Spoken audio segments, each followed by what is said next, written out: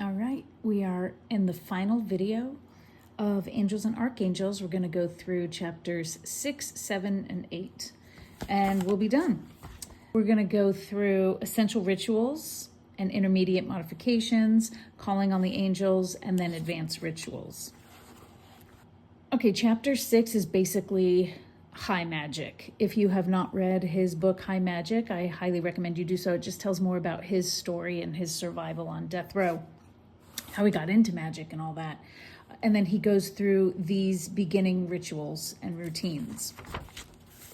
So he starts with the pentagram and talks about how it is not the evil devil sign. I mean, upside down, probably, yes, but it actually was used way before Christianity as calling on the elements, the angels, and the pentagram pointing upwards is honoring the divine light.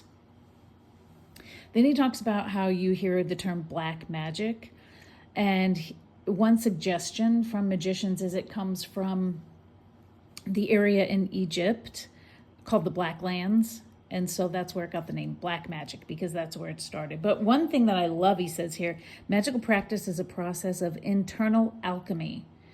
Turning base metals into gold is the goal of alchemy, but internal alchemy is essentially transmuting your base feelings into divine light, which could be considered gold, emotionally, spiritually, mentally.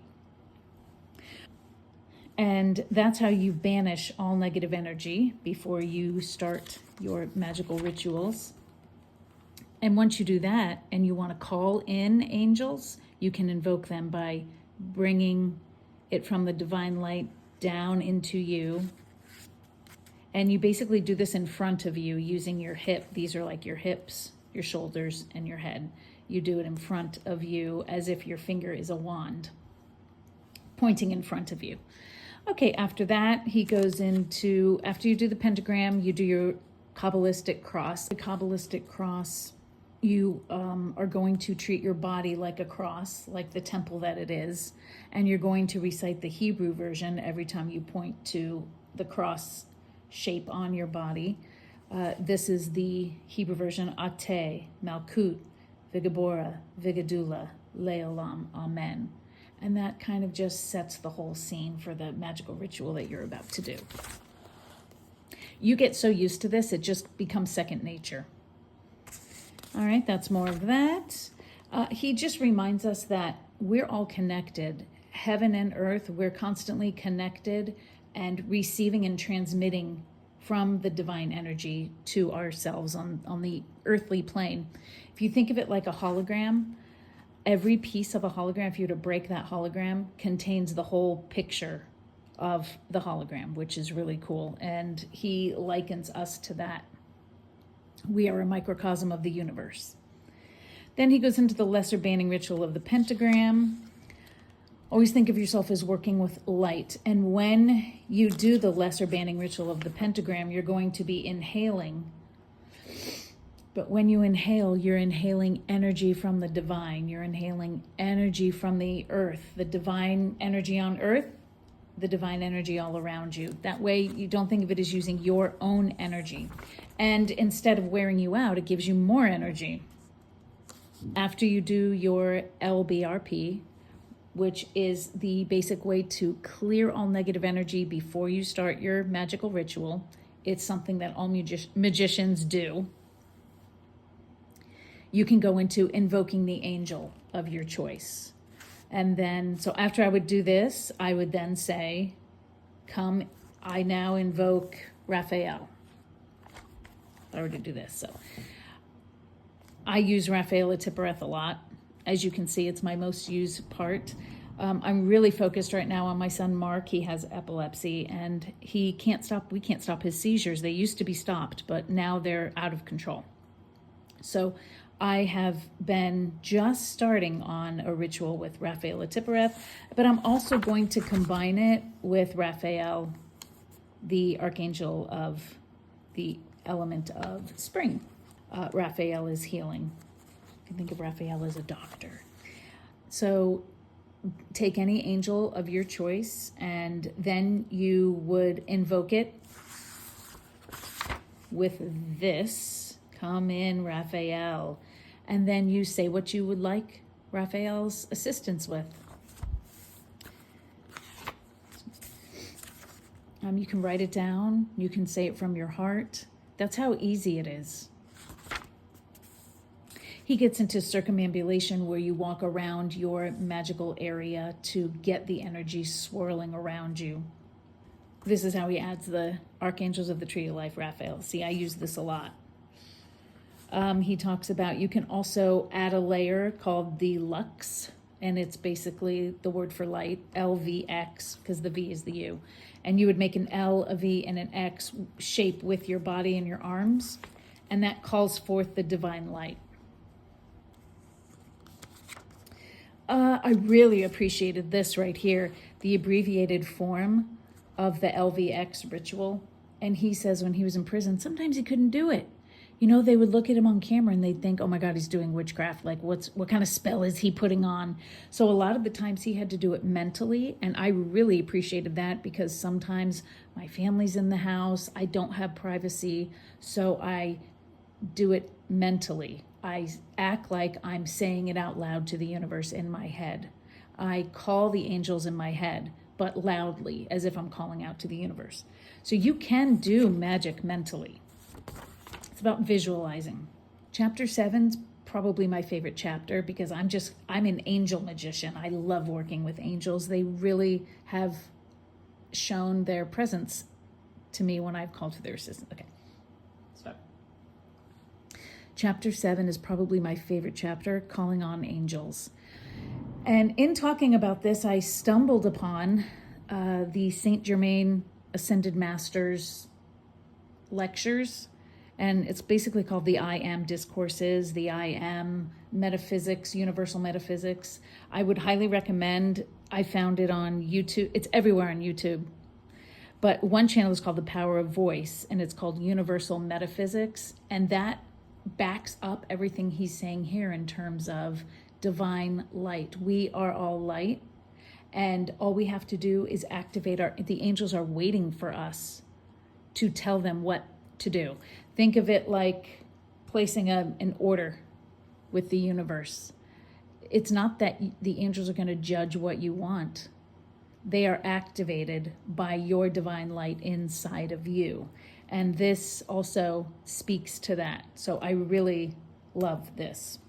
It goes into just some other simple things you can do if you want to grab your Bible and open it up on a random page after meditating on something, see what comes up, and assume that it speaks to you, or even Google something and see what comes up and if it speaks to you. A simple blessing ritual is just blessing everyone's mind, heart, hands, and feet. You can do this for yourself, for people you're going to see that day, for your family, loved ones, coworkers. The bare bones manifestation goes into Joe Dispenza's Becoming Supernatural that I mentioned in the other video. What you essentially want to do is align your heart and your mind. Your mind is your thoughts and your visualizations. Your heart is where your feelings come from. And when you can combine the two, that's the most powerful when you're working with your angels. So he goes through how to get your heart and mind to align themselves with feeling. And there's just a quick exercise that I saw to prove this, and that is, think of yourself holding a lemon. Imagine the lemon, cut open the lemon, taste the lemon. Now, they go into a long, detailed, drawn-out thing about tasting that lemon, but you'll find your salivary glands react to tasting that sour taste of the lemon, even though there's no lemon you're holding. That is the feeling and the visualization, the power of your mind. He goes into shielding when you need to be protected. The planets also have energies, and they're attached to the angels as well. He doesn't go into great detail about that, but if you'd like to, he gives an invocation for that as well. Talismans and sigils, anything can be a talisman. This pen could be a talisman if I charge it and do a ritual on it, because like I said, the power comes from within you. It's what power energy you choose to charge it with. And same thing with sigils. Sigils are, let me see, like that's a sigil. That's the sigil that he came up with.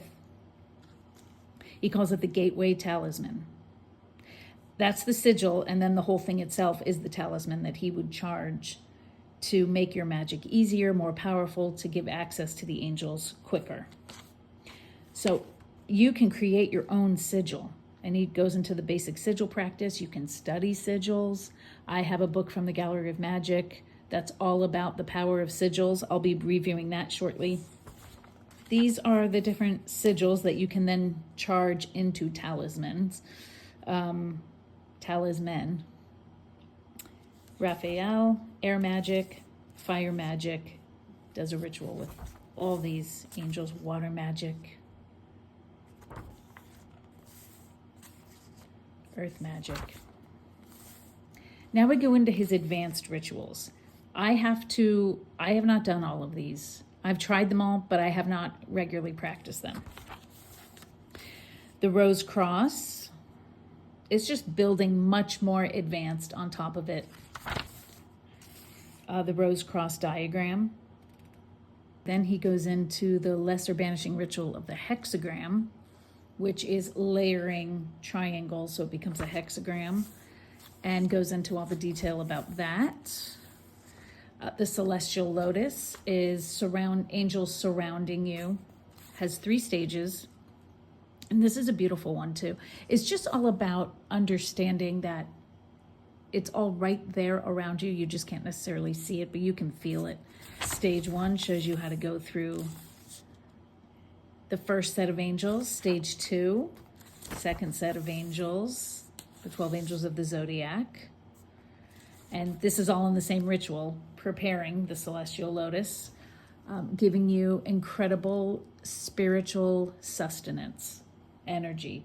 You know, if you feel depressed, lost, and you do these rituals with these angels, you're supposed to get assistance from their energy to bring you peace, gratitude, calm, joy, love, abundance.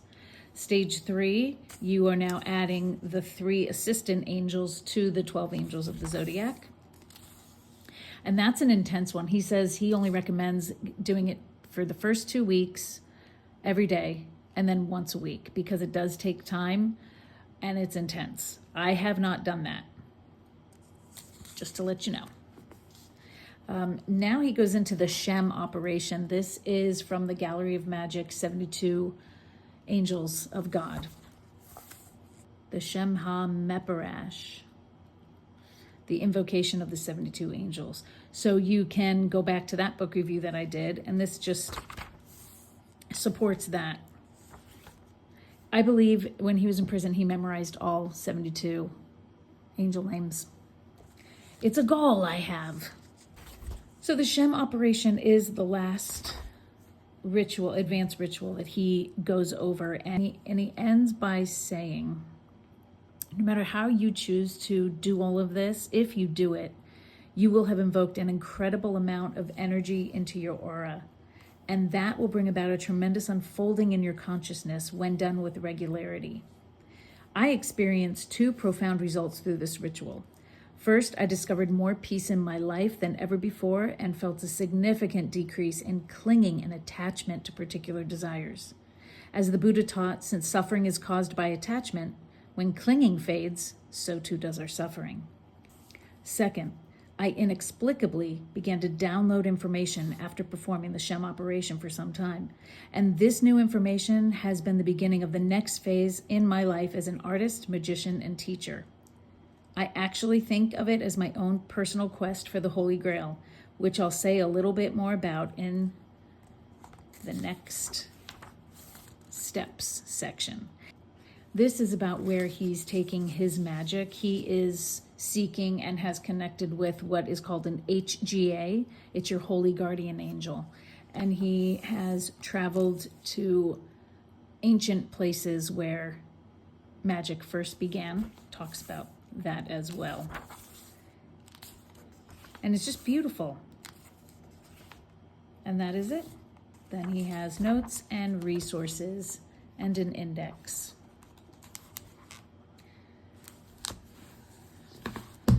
That is the book review of Angels and Archangels by Damien Eccles. Fantastic read. A book that you will keep going back to over and over as you explore your magical practices.